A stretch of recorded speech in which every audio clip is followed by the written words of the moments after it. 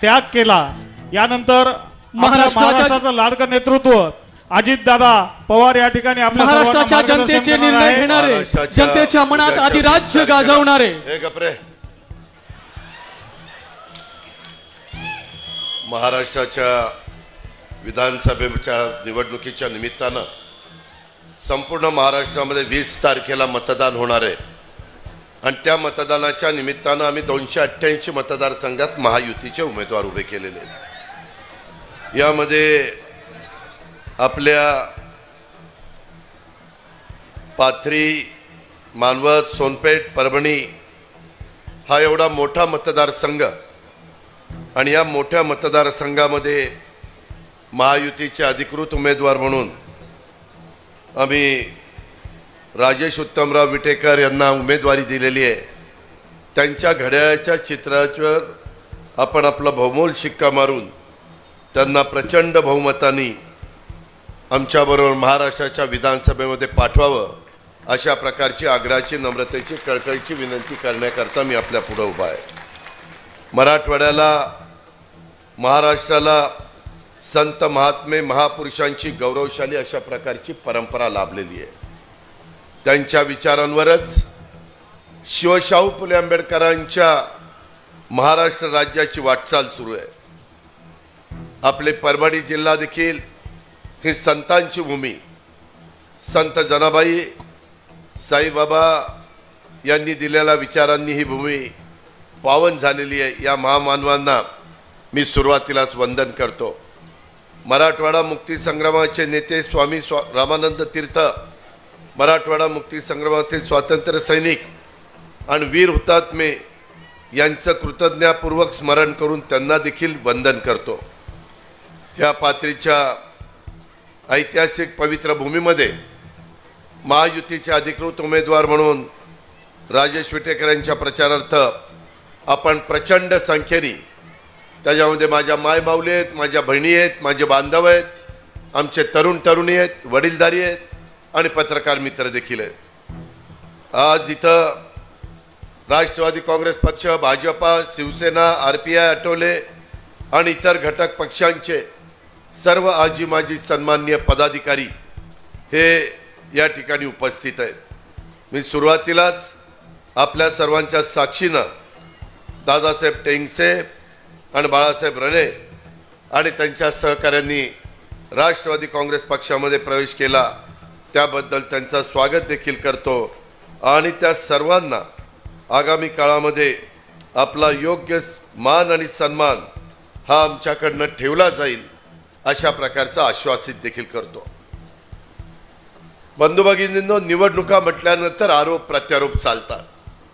वेगवेगळे देशातले नेते, राज्यातले नेते आपल्या वेगवेगळ्या महाराष्ट्राच्या कानाकोपऱ्यामध्ये फिरतायत। आज इथं येत असताना मला या सभेच्या निमित्तानं तुम्ही सगळेजण एवढ्या प्रचंड संख्येने जमला, त्याच्याबद्दल उमेदवारी कशी द्यावी लागली ह्याचा सुरुवातीलाच उल्लेख माझा सहकारी राजेश विटेकरनी सांगितलेले, त्या खोलामध्ये मी जास्त जात नाही। परंतु महायुतीनं राजेश विटेकरांच्या रूपाने एक सक्षम, एक तरुण उमेदवार दिलेला आहे। राजेशच्या रूपानं राजकारण, समाजकारणाचा चांगला अनुभव असलेला, एक तळमळीनं काम करणारा लोकप्रतिनिधी ह्या पाथरी, मानवत, सोनपेठ आणि परभणीची काही गावं ह्या मतदारसंघाला मिळणार आहे। तुम्हाला माहिती आहे की मी शब्दाचा पक्का आहे। महाराष्ट्र माझ्या शब्दावर विश्वास ठेवतो। लोकसभेच्या निवडणुकीच्या निमित्तानं राजेशला मी परभणी लोकसभा मतदारसंघातनं तयारी करायला सांगितलेली होती। मात्र काही कारणानं भाजप, शिवसेना, राष्ट्रवादी काँग्रेस आणि मित्रपक्ष आम्ही एकत्र बसलो आणि तिथं रासपाला आमच्या महादेव जानकरांच्या रूपाने ही जागा द्यायची ठरलं आणि त्या राजेशला मी थांबायला सांगितलं। त्यांना सुद्धा कोणताही खळखळ न घालता माघार घेतली आणि त्यावेळेस मी त्याला संधी देतो पुढं अशा प्रकारचा शब्द दिलेला होता।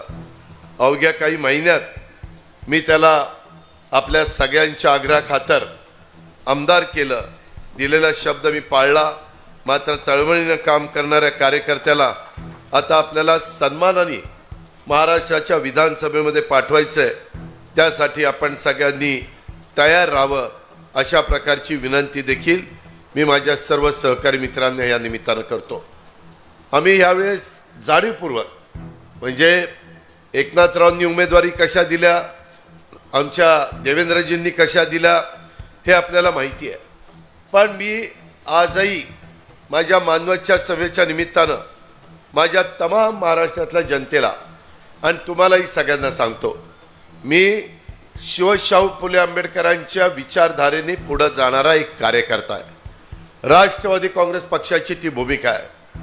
सर्वांच्यामध्ये जातीय सलोखा असला पाहिजे, सर्वांनी एकत्रपणे काम केलं पाहिजे, एकमेकाच्या बद्दल जाती जातीमध्ये धर्मामध्ये तेढ निर्माण करून कुठल्याही देशाचं, कुठल्याही राज्याचं, कुठल्याही जिल्ह्याचं भलं झालं नाही. हा आपण अनुभव घेतो. माननीय आपण सगळ्यांनी बघितलंय, हिंदवी स्वराज्याचे संस्थापक छत्रपती शिवाजी महाराजांनी देखील त्या काळामध्ये 18 पगड जाती 12 बलुतेदारांना घेऊन हिंदवी स्वराज्याची स्थापना केली होती. त्यांच्यामध्ये सगळे लोक होती, कुठलाही घटक त्यांनी सोडलेला नव्हता. परंतु रयतेचं राज्य कशा प्रकारचं असू शकतं याची इतिहासामध्ये नोंद ही छत्रपतींनी त्या ठिकाणी केलेली आहे. आज मी तुम्हाला सगळ्यांना सांगतो, मी देखील सोशल इंजिनिअरिंग ठेवलेलं आहे.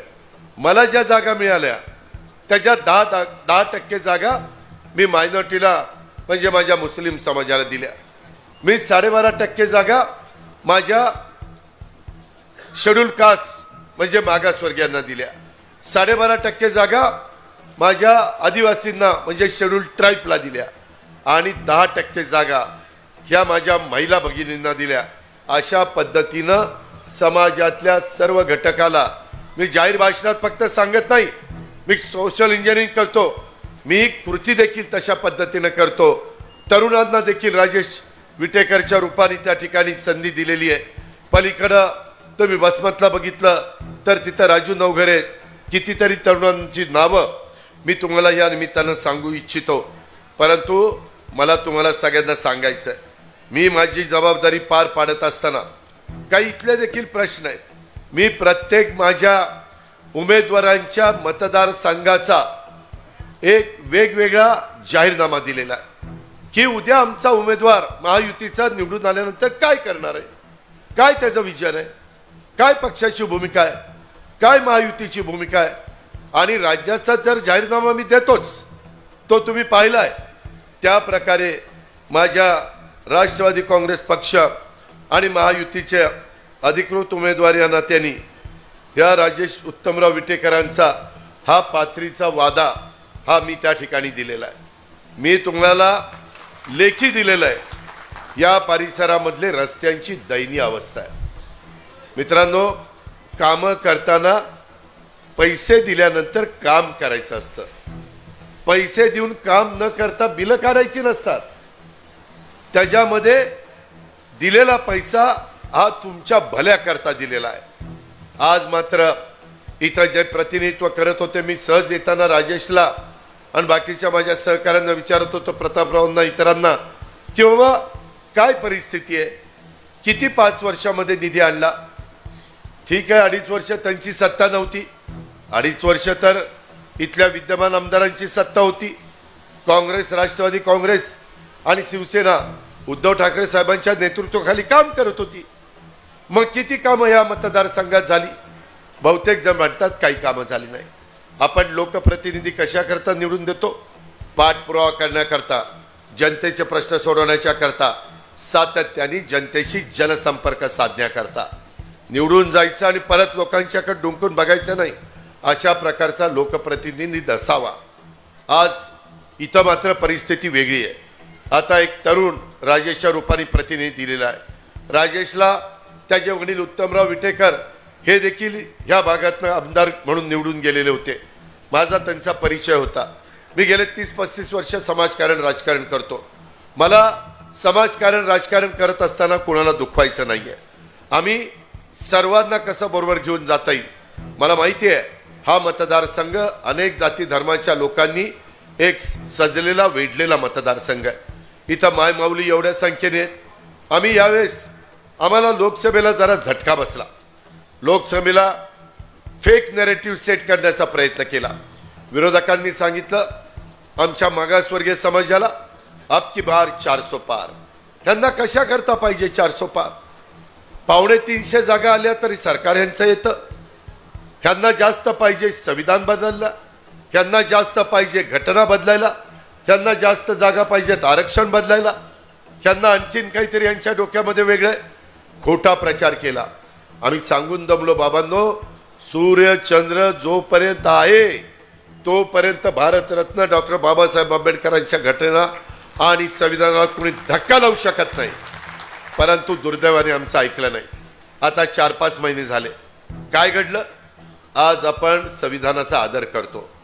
आपण न्यायदेवतेच्या हातामध्ये संविधान दिलंय, तिच्या डोळ्यावरची पट्टी काढून टाकली, दुसऱ्या हातात तराजू दिलेला आहे। एवढा संविधानाच्या बद्दल आपल्याला सगळ्यांना एक आपुलकी आहे, प्रेम आहे, जिव्हाळा आहे। अतिउत्तम अशा प्रकारचं जगातलं आपलं संविधान आहे आणि त्या संविधानामुळं आपला एवढा मोठा 18 पगड जातीचा भारत देश हा एकत्र राहिलेला आहे। हे आपल्याला मानवतकरांनो, पाथरीकरांनो, परभणीकरांनो, सोनपेठकरांनो नाकारता येणार नाही। जे खरं आहे ते खरं आहे आणि त्याच्यामुळं कुठेही आरक्षण त्या ठिकाणी काढायचा, कुठेही त्या बाबतीमध्ये संविधान बदलायचा, घटना बदलायचा संबंध येत नव्हता। स्वतः देशाच्या पंतप्रधानांनी, मी गेलो होतो, मी एनडीएचा घटक आहे, तिथं राष्ट्रपती भवनात टेबलवर संविधान ठेवलेलं होतं। पंतप्रधानांनी पहिलं संविधानाच्या पुढं नतमस्तक झाले आणि नंतर त्यांनी देशाचे 3ऱ्यांदा पंतप्रधान म्हणून शपथ घेतली। हे उघड्या डोळ्यांनी आपण बघितलं। आताही पुन्हा विरोधी पक्षाचे नेते येतात आणि मुंबईला संविधान दाखवतात। मला तर पत्रकारांनी सांगितलं ते कोरं आतमध्ये काहीच लिहिलेलं नव्हतं। अरे तुम्ही घटनेचे शिल्पकार डॉक्टर बाबासाहेब आंबेडकरांची थट्टा करता, चेष्टा करता, संविधानाचा अनादर करता। आणि काँग्रेसवाल्यांनी तर बोलूच नाही। त्यांनी त्या काळामध्ये बाबासाहेब आंबेडकरांना निवडून देण्याच्या ऐवजी 2दा पराभूत करण्याचं काम केलं। आता त्यांना पुळका आलाय, कारण माहिती आहे आंबेडकरवादी जनता प्रचंड मोठी आहे आणि त्यांची नाराजी नको म्हणून हे असे काहीतरी नौटंकी यांची चाललेली आहे। ही गोष्ट लक्षात घ्या। मी शब्दाचा पक्का आहे, मी खोटं कधी सांगणार नाही। एक वेळ पडेल ती किंमत मोजेल, पण मी तुम्हाला भूलथापा देणार नाही। हे झालं संविधानाच्या बद्दल। त्याच्यात आमचा मागासवर्गीय थोडा आमच्यापासून बाजूला गेला। अल्पसंख्याक समाज, मी आपल्याला सांगतो, आम्ही सरकारमध्ये गेल्यावर या वर्षी जो अर्थसंकल्प सादर केला त्याच्यात अल्पसंख्याक विभागाला 1000 कोटी रुपयाची तरतूद केली। 1000 काँग्रेसच्या राजवटीमध्ये देखील कधी झाली नाही। वेगवेगळ्या घटकाला वेगवेगळ्या संस्था काढल्यात, बार्टी काढली, आरटी काढली, सारथी काढली, महाज्योती काढली, अमृत काढले, आदिवासींना टार्टी काढली। माझा अल्पसंख्याक समाज म्हणायचा दादा आमचा काहीतरी विचार करा की हो, आपण त्यांच्याकरता टार्टी संस्था काढली। हे काम आम्ही महायुतीनं केलं, आम्ही त्याच्यात पुढाकार घेतला। एकनाथराव शिंदे, मी, देवेंद्रजी, हे अल्पसंख्याक समाजाने विसरता कामा नये। माझ्या मुलामुलींना अल्पसंख्याक समाजाच्या मौलाना आझाद महामंडळ आहे, त्याचं भाग भांडवल 1000 कोटी केलं। 50 कोटीची गॅरंटी होती सरकारची, 500 कोटीपर्यंत केली।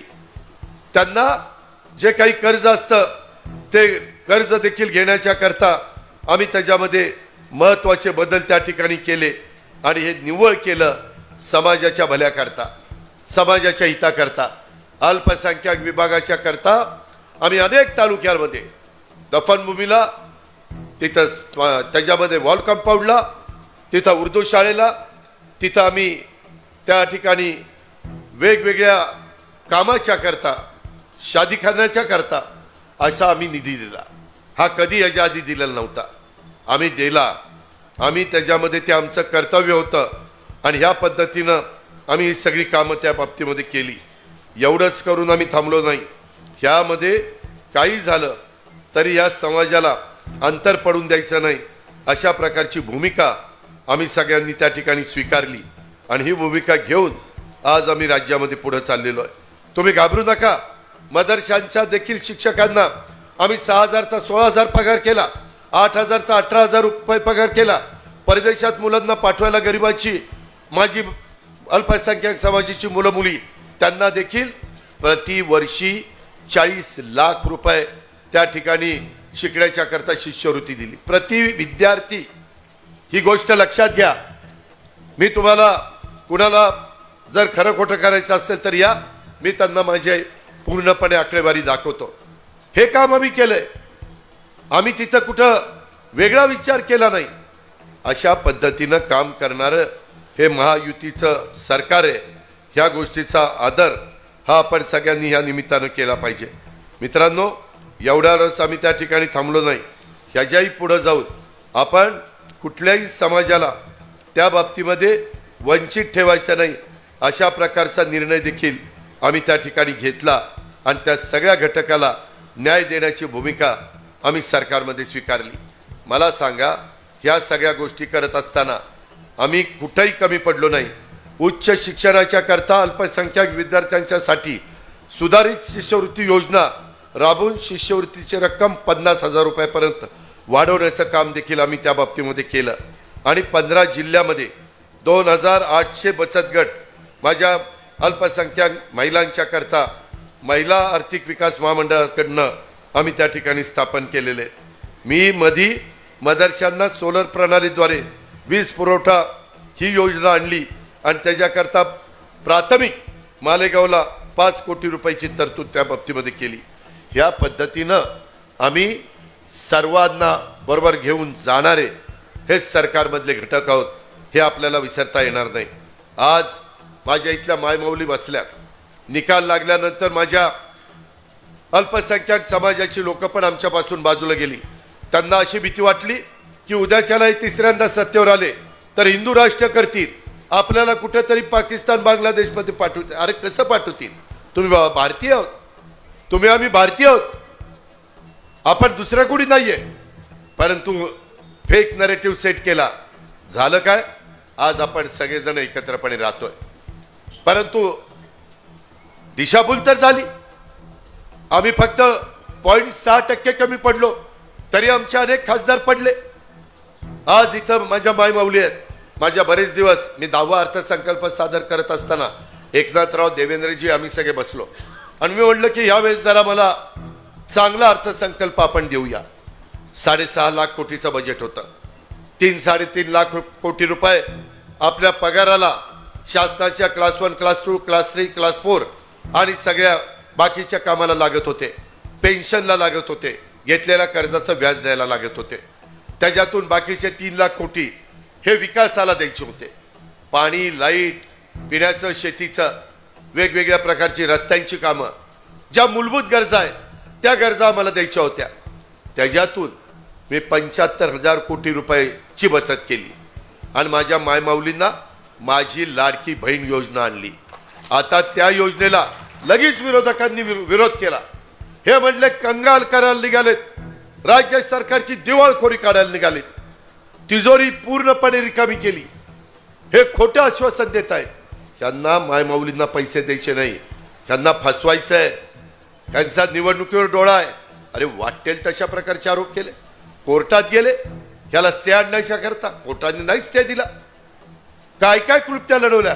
सांगितलं आमचं सरकार आल्यावर ही योजना आम्ही बंद करू. अरे का रे बाबा, का बंद करू? जर आम्ही खुरपणीला जाणारी बाई, दिवसभर काम करणारी बाई आणि संध्याकाळी तिची चूल पेटती, आज तिच्याकडे कुणी त्या पद्धतीनं लक्ष देत नाही, तिला सबल कुणी करत नाही, सक्षम कुणी करत नाही. तिच्या हातामध्ये पैसे आल्यानंतर तिला सांगतात घराचं काम बघ, तू खर्च करू नको. अशा प्रकारे अरे तिला पण जीव आहे ना, तिलाही वाटतं ना की मी माझ्याकरता काहीतरी घ्यावं, माझ्याकरता काहीतरी खर्च करावा. आणि म्हणून डायरेक्ट त्यांच्या अकाउंटला आधार कार्डची लिंकअप केलं आणि त्यांच्या अकाउंटला पैसे टाकायला सुरुवात केली. पहिल्यांदा जुलै ऑगस्टचे पैसे सगळं तयार व्हायला वेळ लागला. ऑगस्टला 3,000 रुपये दिले की नाही? दिले. सप्टेंबरला 1,500 दिले आणि दिवाळीच्या आधी पुन्हा 3,000 रुपये दिले. दिले ना? 7,500 रुपये दिले. आज त्यांची दिवाळी चांगली झाली. आज त्यांच्या चेहऱ्यावर समाधान दिसतंय. आनंद दिसतोय. जाईल तिथं माझी मायमाऊली आम्हाला राख्या बांधतात, जाईल तिथं आम्हाला ओवाळतात. आम्ही पहिल्यांदा रक्षाबंधनाची ओवाळणी दिली, आता भाऊबीजेची ओवाळणी दिली. काय आम्ही चुकलो? काय आम्ही कमी पडलो? कशा करता आम्हाला त्यांनी दोष द्यायचा? विरोधक कारण नसताना ह्याकडे वेगळ्या नजरेने बघतात. मायमाऊलींनो, मी तुम्हाला सांगतो, ही योजना तुमचा भाऊ अजित पवार पुढे चालू ठेवेल. तुम्ही फक्त उद्याच्याला घड्याळाच्या चित्राच्या शेजारचं बटन दाबा. योजना चालू पुढे 5 वर्ष. काळजी करू नका. तुम्हाला 3 गॅस सिलेंडर वर्षाला फ्री, ती योजना चालू. माझ्या तरुणींना स्टायपंड देण्याची 6,000, 8,000, 10,000, 10 लाख विद्यार्थी वर्षाला 8,000 खर्च, ती योजना चालू. ह्या सगळ्या योजना मी तुम्हाला देत असताना ते म्हणाले, बघा ह्या सरकारचे मुख्यमंत्री दोन्ही मुख्यमंत्र्यांच्या बहिणीच लाडके आहेत, भाऊ तर काहीच बघत नाही, भाऊ दोडक्याच आहे. अरे म्हणलं शाण्यांनो, जरा बघा, मी 3 हॉर्सपॉवर, 5 हॉर्सपॉवर, 7.5 हॉर्सपॉवर आम्ही तिघं बसलो. तुम्हाला वीज बिल माफ केलं की नाही? झिरोची लाईट बिल दिले. मागचं बिल द्यायचं नाही, चालू बिल 0 करून टाकलं. मागचं येणं काही नाही. आणि पुढं पण तुम्हाला 3, 5, 7.5 हॉर्सपॉवरची मोटर चालवा. पाऊस काळ चांगला झालाय, बॅरेजेस मधलं पाणी उचला, माझ्या नदीचं पाणी गोदावरीचं उचला, कुठल्या धरणाचं पाणी उचला, बोरचं पाणी उचला, विहिरीचं पाणी उचला, शेतीवाडी चांगली करा. हे काम आम्ही लोकांनी केलं. काँग्रेसवाल्यांनी 2003 ला केलं, लगेच बिल परत दिलं. योजना कायमची चालवली नाही. आम्ही 15,000 कोटीची योजना कायमची चालवतोय. ते आमचं धोरण आहे, तो आमचा नियोजन आहे. एवढ्यावर नाही थांबलो. तुमच्याकडे परभणीला दुधाचा धंदा कमी आहे, माझ्या वेगवेगळ्या बाकीच्या भागात दुधाचा धंदा मोठा आहे. त्या दूध उत्पादक शेतकऱ्यांना गाईच्या दुधाचा भाव परवडना म्हणून तो 28 रुपयावर आला. आम्ही 1 ऑक्टोबर पासून त्या दुधाचा भाव 7 रुपये इन्सेंटिव्ह वाढून आता 28 आणि 7 35 केला. सगळं पारदर्शक. डायरेक्ट माझ्या शेतकऱ्याच्या अकाउंटला पैसे जातात, डायरेक्ट माझ्या बहिणीच्या अकाउंटला पैसे जातात. मध्यस्थी नाही, मधी कुणी काहीतरी लबाडी करण्याचा संबंध नाही. या पद्धतीच्या योजना आणल्या. अजूनही पुढे आपल्याला चांगल्या योजना आणायच्या. का? केंद्र सरकार आमच्या विचाराचं आहे. कालच तुम्ही बघितलं, देशाचे 3ऱ्यांदा पंतप्रधान झालेले नरेंद्र मोदींची पुण्यामध्ये रॅली झाली. पुण्यात 21 जागा आहे. अहो, आपल्या जिल्ह्यात 4 जागा आहेत. 4. परभणी तर जगात जर्मनी, भारतात परभणी, जागा 4. पुणे जिल्ह्यात जागा 21, ठाण्याला जागा 18. ठीक आहे, हरकत नाही. आता आपल्याला गंगाखेडला रत्नाकर गुट्टेला तिथं आपल्याला मतदान करायचंय. जिंतूरला मेघना बोर्डीकर, तिची कमळाची खूण आहे, तिथं बटन दाबायचंय. परभणीला आनंद भरोसे, त्यांची खूण धनुष्यबाण आहे. आणि गंगाखेडला पण मला वाटतं कमळ आहे.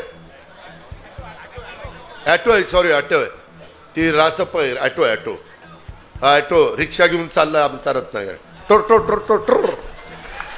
त्याच्यामध्ये आमचा राजेश ह्याची खूण घड्याळाची आहे. म्हणजे माय माऊलींनो, माझ्या बांधवांनो, आपल्याला पुन्हा सरकार आणण्याच्या करता परभणीमध्ये राजेशला घड्याळ, आनंद भरोसेंना धनुष्यबाण, मेघना बोर्डीकरला कमळ आणि गंगाखेड रत्नाकरला ऑटो रिक्षा, ह्या खूण आहे. त्या लक्षात ठेवा. त्याला बटन दाबली त्या भागामध्ये की सरकार आपलं येणार. सरकार आलं की तुमच्या योजना चालू. एवढ्यावर आम्ही थांबलो नाही. कांदा निर्यात बंदी उठवली. पंतप्रधानांच्या सभेला मी होतो. आम्ही ती चर्चा करत होतो. ते मला विचारत होते, अजित कशी परिस्थिती आहे? त्यांच्या सभा मोठ्या मोठ्या होत आहेत, समाजाला पुढे नेण्याचा प्रयत्न करतायत. ते म्हणाले कोट्यवधी रुपयाचा निधी मी महाराष्ट्राला देईल. कशाला? मेट्रो करायला, वंदे भारत ट्रेन चालू करायला, एअरपोर्ट करायला, त्याच्यामध्ये बंदरं करायला, त्याच्यामध्ये बुलेट ट्रेन करायला, त्याच्यामध्ये वेगवेगळ्या पद्धतीनं विकासाच्या करता मोठे मोठे प्रकल्प आणायला, ह्या करता देशाच्या पंतप्रधानांचं आपल्याला पाठबळ आहे. हे विरोधक करू शकत नाही, कारण तिथं त्यांची सत्ता नाहीये. म्हणून माझ्या मानवतकरांनो, पाथरीकरांनो, लक्षात ठेवा, ह्याला का निवडून द्यायचं किंवा या बाकीच्या उमेदवारांना का निवडून द्यायचं? आपल्याला आपल्या महाराष्ट्राचा सर्वांगीण विकास करायचा आहे. परभणी खरोखरच मागं राहिलंय. ज्या पद्धतीनं इथली गावं आहेत, ज्या पद्धतीनं इथले रस्ते आहेत, ज्या पद्धतीनं इथं अंडरग्राऊंड ड्रेनेज व्हायला पाहिजे, अशा प्रकारच्या गोष्टी इथं झाल्या नाही. एवढ्यावरच नाही, मला तुम्हाला सगळ्यांना सांगायचं आहे की एकंदरीतच काम करत असताना आम्ही ह्या संदर्भामध्ये ज्याचा उल्लेख मगाशी राजेशने केला, गोदावरी दुधना सहकारी साखर कारखाना, त्याच्यामध्ये मला कामगारांनी निवेदन दिले 12,26,30,000 रुपये त्यांचं वेतन थकीत आहे. काय कशा पद्धतीने तो कारखाना खाजगी कोणी घेतलाय, त्याच्या संदर्भामध्ये तुम्हाला माझ्याकडनं मदत पाहिजे, तुम्ही काळजी करू नका. केंद्रामध्ये अमित शहा ह्या खात्याचे मंत्री आहेत आणि त्यामुळं ह्या बाबतीमध्ये कुठल्याही परिस्थितीमध्ये हा कारखाना विस्तार वाढ करून त्याच्यातून चांगल्या पद्धतीनं माझ्या ह्या परिसरातला ऊस हा जाण्याच्या करता आम्ही त्याच्यामध्ये इथली गाळप क्षमता दुप्पट करण्याकरता शासन स्तरावर केंद्र आणि राज्य इथं आम्ही ह्या मतदारसंघातल्या शेतकऱ्यांचा ऊस गाळपा करता आम्ही पुढाकार घेऊ. माझा शब्द आहे, तुम्ही काळजी त्या ठिकाणी करू नका. एकंदरीतच ह्यामध्ये माझ्या मानवत परभणी तालुक्यातील 54 गावे सिंचनाखाली आणण्याच्या करता गोदावरीवरील बंधाऱ्यातून दुधना नदीवर नवीन बंधारे उभारून उपसा सिंचन योजना राबवण्याचा शासन स्तरावर आम्ही निर्णय घेऊ शकतो. कारण नाथसागर पासून बाबळीपर्यंत हे सगळे जे बॅरेजेस आहेत, ते बॅरेजेस त्या काळामध्ये मी तुमच्या मराठवाड्याच्या करता मी त्या ठिकाणी देण्याचं काम केलं आणि त्याच्यातून मराठवाडा दोन्ही बाजूला एक सुजालाम सुपालाम झालेला आहे. त्याच्यामध्ये नाथरा सावंगी असेल, ढालेगाव असेल, तारुगावण असेल, मुदगल असेल, मुळी असेल, ही आपल्या मतदारसंघातील बंधारे आपण बांधलेले, हे आपण विसरू नका. ह्याच्यामध्ये गोदावरीच्या डाव्या बाजूने वाहणारा पैठणचा डावा कालवा आणि निम्न दुधना प्रकल्पाच्या उजव्या बाजूने वाहणारा उजवा कालवा, या दोन्ही भागामध्ये असणाऱ्या उंचवट्याच्या भागावर ज्या 54 गावं, त्या भागामध्ये आजही पाण्याची समस्या आहे. उशाला नाथसागर, एवढं मोठं जायकवाडी धरण, एवढी मोठी गोदाकाठ, पार तो त्या ठिकाणी परराज्यामध्ये जाती आणि एवढे मोठे बंधारे बॅरेजेस, तरी देखील आपला काही भाग हा वंचित पाण्यापासून राहिलेला आहे. त्याच्याबद्दलचा परिपूर्ण प्रस्ताव हा जलसंपदाच्या अधिकाऱ्यांच्याकडे सादर झालेला आहे. आपण काळजी करू नका. आपलं सरकार उद्या आणा, गड्याच्या चित्राचं शेजारचं बटन दाबा.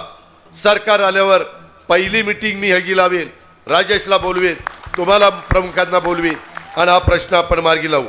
सर्वांचं श्रद्धास्थान साईबाबाची जन्मभूमी पाथरी शहर, या पाथरी शहरामध्ये साईबाबा तीर्थक्षेत्र विकास आराखड्याला देखील मंजुरी दिलेली आहे आणि या पुढच्या काळात तिथं निधी देण्याचं काम करू. माझ्याच नियोजन खात्याच्या अंडर ते काम घेतलेलं आहे. काळजी करू नका.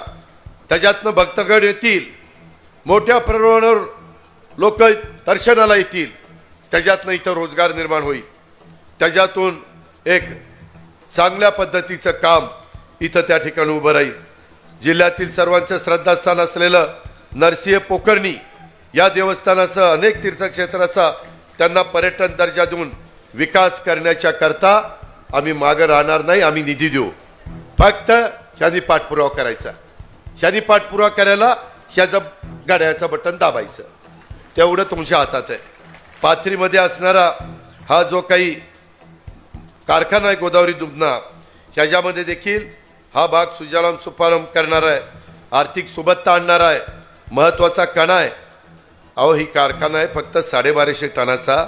आम्ही आमच्या भागामध्ये कारखाने चालवतो 15,000 टनाचे, 17,000 टनाचे, 12,000 टनाचे.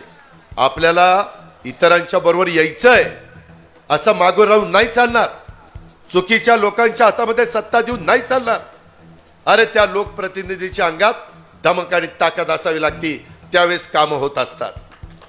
त्या उमेदवाराच्या अंगात पाणी असावं लागतं.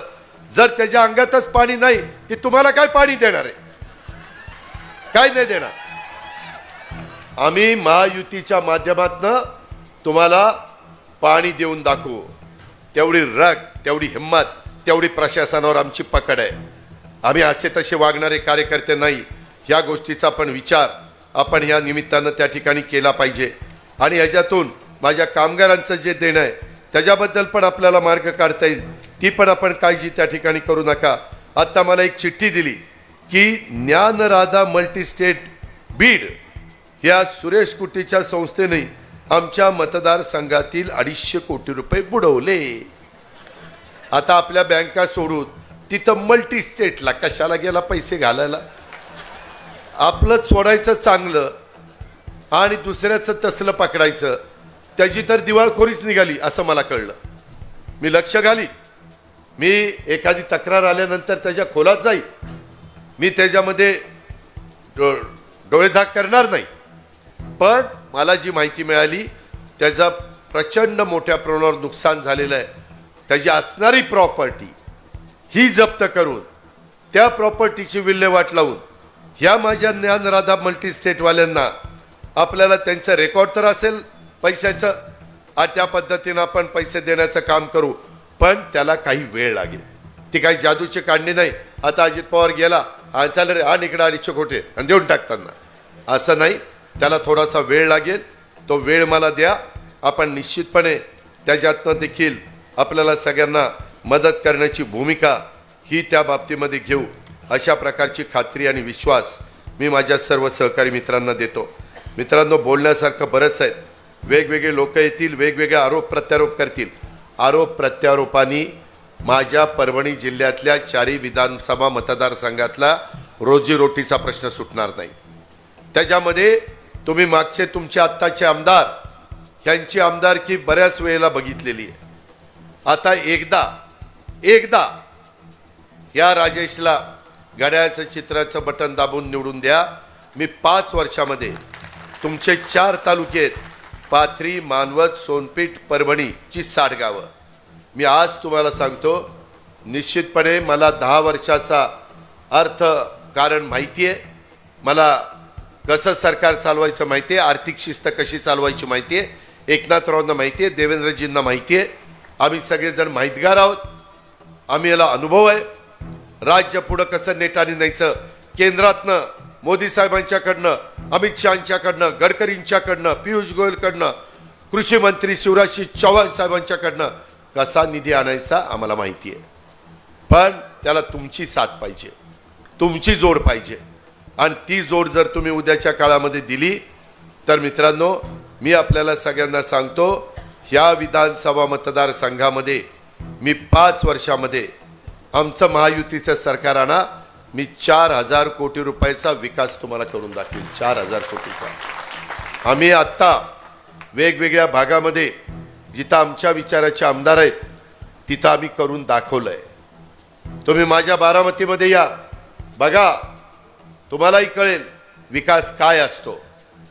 हे नुसतं बोलायच्या गप्पा नाहीत, त्याच्यामध्ये काम करावं लागतं. मी कामाचा माणूस आहे आणि मी माझ्या सहकाऱ्यांच्याकडनं देखील काम करून घेईल. मी सकाळी 6ला कामाला लागतो आणि उशिरापर्यंत काम करतो. मला कामाची आवड आहे. मला या राज्याला पुढे न्यायचं आहे. शाहू फुले आंबेडकरांची विचारधारा घेऊन आपल्याला जायचं आहे. आपल्याला सगळ्यांच्या मध्ये एकोपा ठेवायचा आहे. आपल्याला कुठं एकमेकाच्या मध्ये दरी निर्माण करायची नाही.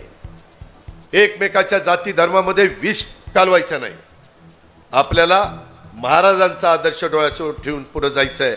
आणि ते जाण्याच्या करता मानवतकरांनो, पाथरीकरांनो, सोनपेठकरांनो, परभणीकरांनो, यावेळेस तुम्ही राजेशला संधी द्या. मी त्या संधीचं सोनं केल्याशिवाय गप्पा बसणार नाही. हा अजितदादाचा वादा आहे. हा वादा मी तुम्हाला देतो आणि आपल्या सगळ्यांची रजा घेतो. मात्र घड्याळ विसरू नका. घड्याळाच्या चित्राच्या शेजारचं बटन दाबा आणि तुमचा विकास करून घ्या. एवढीच विनंती करतो आणि थांबतो. जय हिंद, जय महाराज. धन्यवाद अजितदादा. यानंतर